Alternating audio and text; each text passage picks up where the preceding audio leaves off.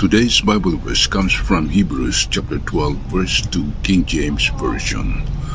Looking unto Jesus, the author and finisher of our faith, who for the joy that was set before him endured the cross, despising the shame, and is set down at the right hand of the throne of God. Hebrews 12:2 is a call to focus exclusively on Jesus, the author and finisher of our faith, who endured the shame of the cross for the immense joy of saving humanity and reconciling us to God.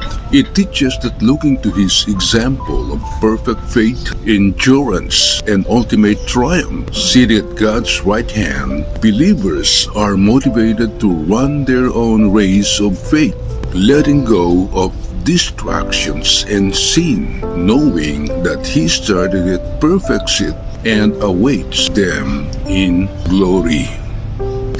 Key points. Number 1. Fix your eyes on Jesus. Don't get distracted by worldly things or past failures. Keep your focus solely on him. Number 2.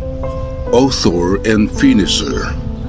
Jesus initiated faith, gives it, and brings it to completion through his life, sacrifice, and resurrection. Number 3. Endured the cross. He willingly faced immense suffering and shame, the crucifixion. Number 4. For the joy set before him. His motivation was the future joy of seeing people reconciled to God and experiencing eternal life. Number 5. Set at God's right hand. This signifies his completed work, authority, and ongoing intercession for believers.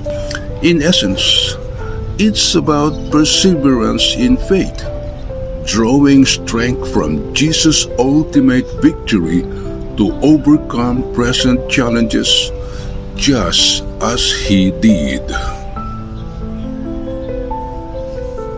Amen.